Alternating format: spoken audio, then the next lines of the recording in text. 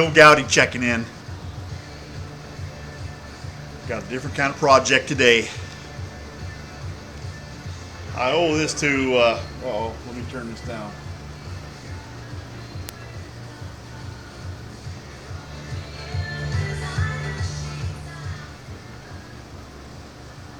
I owe this to C Kangaroo 70. He's the one who turned me on to this motorized bicycle. Check this out.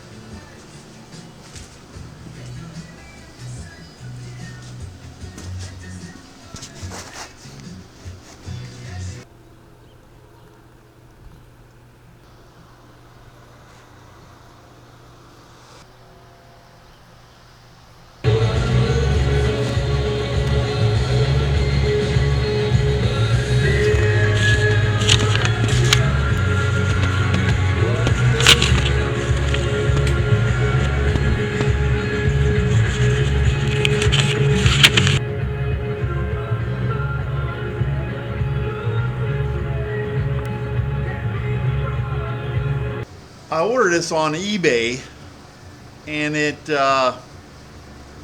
comes out of, well, the order place is out of Tucson, Arizona.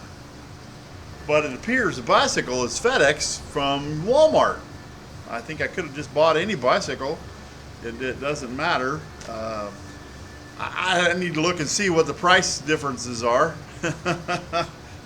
I may have got ripped, I don't know.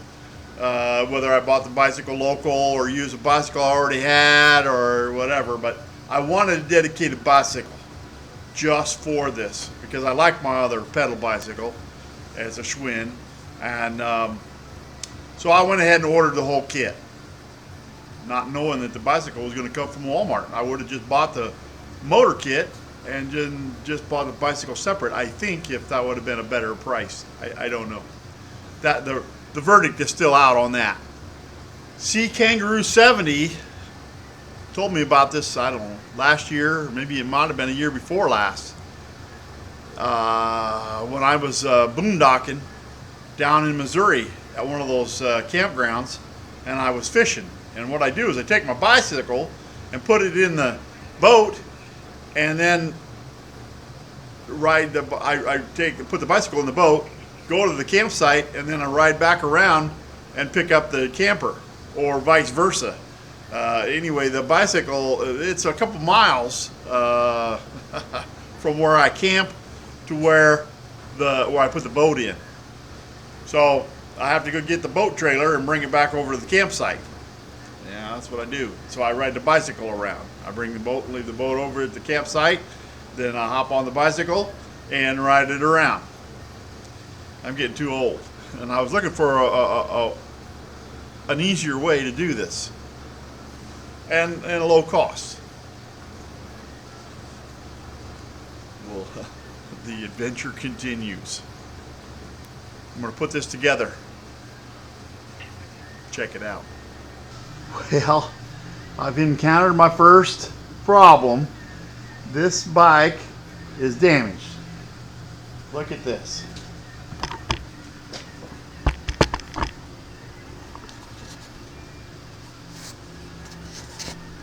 You can see that right there. That decal right here has been damaged, has been pushed in. The forks are pushed in. The tire won't just slip in there. The tire won't fit between these two. I have to bend this back, and that must have happened in shipping. The forks are bent.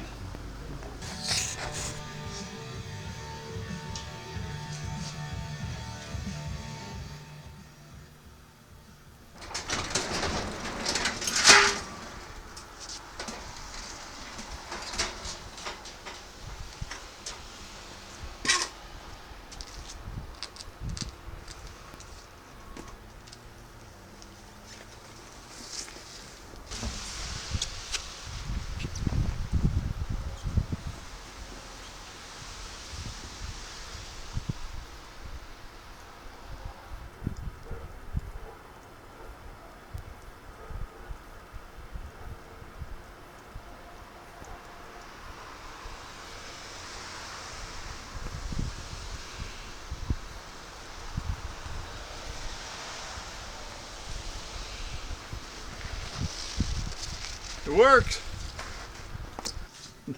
Bike is all together, and it seems to ride all right. I'm going to go ahead and make note of that.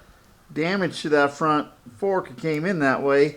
I had to straighten it out, and I actually put some all thread in between those two and turned it out with a nut and stretching this back to where I had a wide enough opening. Then I had to readjust the brakes so that the wheel would turn free, but it seems to work fine. But now I have more problems. I was talking to Virgil, my friend Virgil, the other night, and he's wanting to build one of these bikes as well. And he was watching a YouTube video and said that they were complaining about the head gaskets. These weren't torqued properly. And I'm glad I talked to him, because look at this. Can you see in there? This is the head. That's the head gasket, and I can actually see that bolt. That is not, there's nowhere near torque. This whole thing is loose. And I'm not even sure that that's the right kind of nut to have on there. Sure, they look pretty, but I'm thinking I'm going to get the right nut, torque them down properly, and then I'll put those back on just for looks. But I don't think that's right at all. So I'm going to take them all off and then retorque that. Yeah, in an effort not to blow that head gasket, because I'm telling you what, that's going to leak right now. Yeah. And here is the head gasket. Now, I have never run this motor. I don't know if they test run it or not. It looks like it might have been. It has a little bit of oil residue on the inside. But look, you can see where that sealed, and then it wasn't sealed here. It's sealed up here, and this is the way it came. So it could not have been torqued properly. I just doubt it. I think I would have had a problem. Well, you can see the lip, and those gaskets fit right here. Well, this comes with, it has two base gaskets. I don't know if that's normal or not normal. I'm going to leave them in there. It does give it a little bit more space, and I'm thinking the reason they did that might be because these cap nuts that they put on here, and these are for looks, and then they use two washers and a lock washer and a cap nut. Let me show you here. They use two washers, a lock washer, and a cap nut on there. Well, if that cap nut bottomed out before this was done, if they did torque this, well, they may not have had enough, and that's why might be the reason why they have two base gaskets in there, to give it more rise. But I noticed that these were only in there finger tight, the studs. So anyway, I went out. I got some open-ended nuts that I'm going to use. These are 8mm class 10.9, and I think the torque rating on these are 33 Newton meters, which is going to be right around just under 25 foot-pounds. And that's what I'm going to torque them at. And I think I'm going to put some gasket dressing on this gasket. I got some Permatex fuel resistant, high temperature gasket sealant and dressing, and see if I can't. And it's meant so it can be taken apart several times and put on. And that's what I think I'm going to put on there, just because I'm fearful, and I don't have another head gasket. I have no idea how long it would take to get one.